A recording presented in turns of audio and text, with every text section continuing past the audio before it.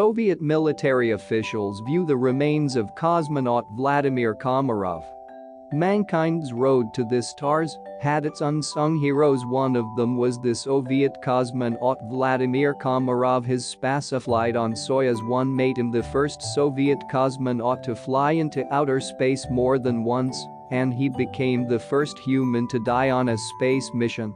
He was killed when the Soyuz 1 space capsule crashed after re-entry on April 24, 1967 due to a parachute failure. However, because he died when the capsule crashed into ground, he is not considered the first human fatality in outer space. The above photograph shows the charred remains of Komarov being looked over by Soviet officials during his open casket funeral. Only a chipped heel bone survived the crash. All this foretold tragedy started with the 50th anniversary of the founding of the Soviet Union, and the government demanded something big from the space program. Leonid Brezhnev, leader of the Soviet Union, decided to stage a spectacular mid-space rendezvous between two Soviet spaceships. The plan was for two Soviet space vehicles to launch into space and perform a dramatic orbital docking that would allow cosmonauts to move between ships. The first capsule to be launched would be the Soyuz 1, with Komarov inside. The next day, a second vehicle, Soyuz 2, would take off with two additional cosmonauts. The two vehicles would meet, dock, Komarov would crawl from one vehicle to the other, exchanging places with a colleague, and come home in the second ship. Brezhnev made it very clear he wanted this to happen. Komarov was selected to command the Soyuz 1 in 1967, with Yuri Gagarin as his backup cosmonaut. Both knew the space capsule was not safe to fly, but everyone in space program was terrified of Brezhnev's reaction to the mission being delayed or scrubbed. Komarov told friends he knew he would probably die, but he wouldn't back out because he didn't want Gagarin to die. Vladimir Komarov was among Gagarin's best friends. Their families often got together, and on rare times, when both men were free, they would go hunting together. They were best friends who were also part of a very small fraternity of men who had stared down death itself in order to travel to space. Gagarin suggested that the mission should be postponed. Vladimir Komarov was among Gagarin's best friends. Here they're seen hunting together. The question was, who would tell Brezhnev?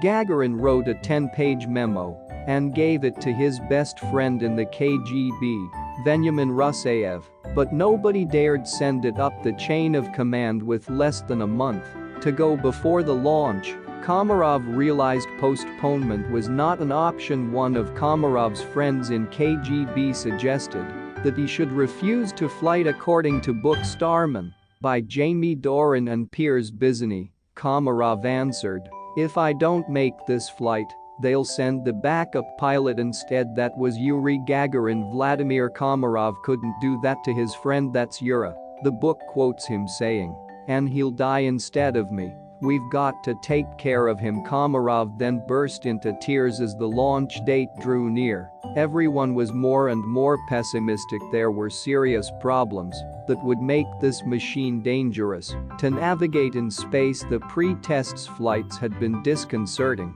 The technicians who had inspected the Soyuz 1 had found 203 structural problems in atmosphere.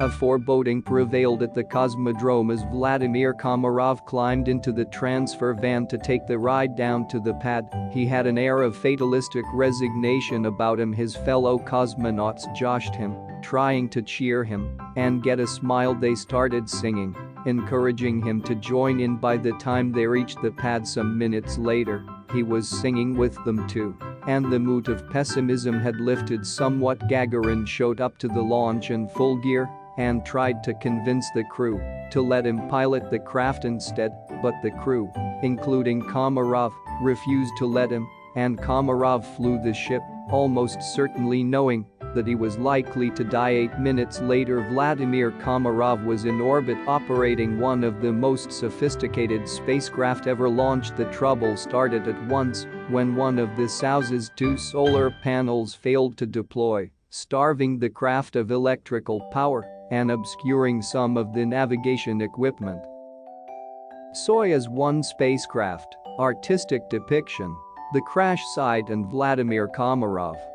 Other glitches developed as the day went on. The first attempt to change the spacecraft's orbit was unsatisfactory. The ship began to rotate around its axis and only spun more.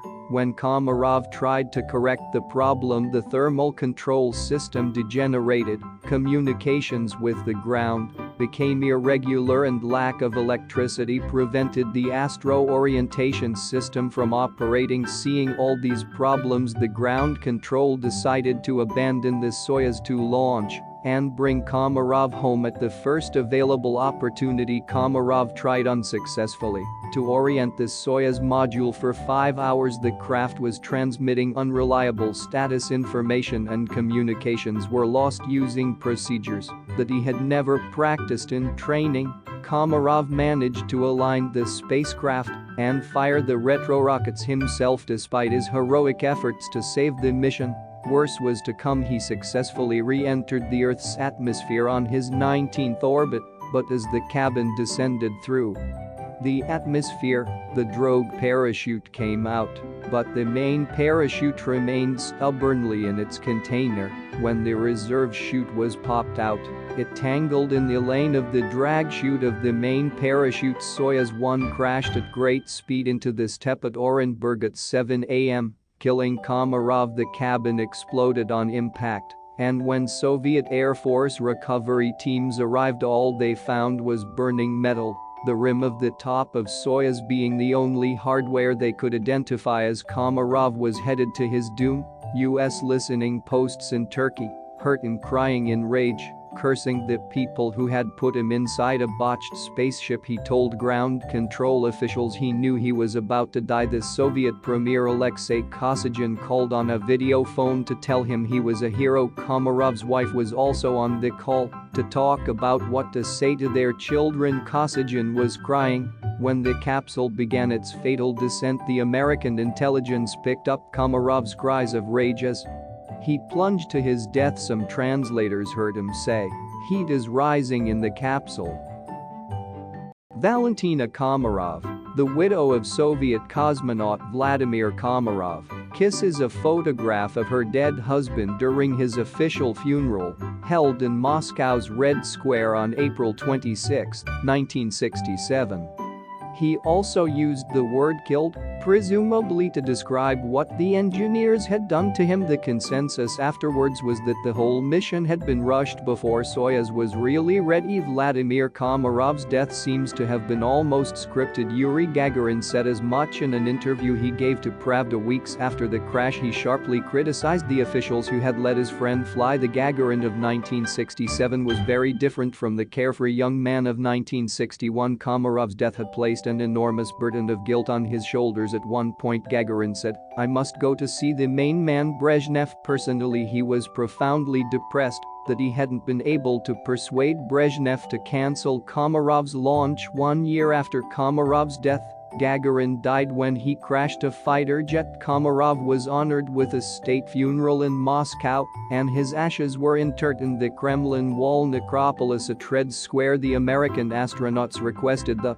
Soviet government to allow a representative to attend, but were turned down. Komarov was posthumously awarded his Second Order of Lenin and also the Order of Hero of the Soviet Union. But why did they give him an open casket service? Komarov demanded it personally because he wanted to send a message to the government officials who had caused his death. He knew the capsule was unsafe and that he would very likely die. He knew he would not be returning alive, so he made the demand. Before launching, his final revenge was forcing his superiors to look at what they had done. Photo credit: RareHistoryPhoto Researchers Incorporated, AFP. Getty Images.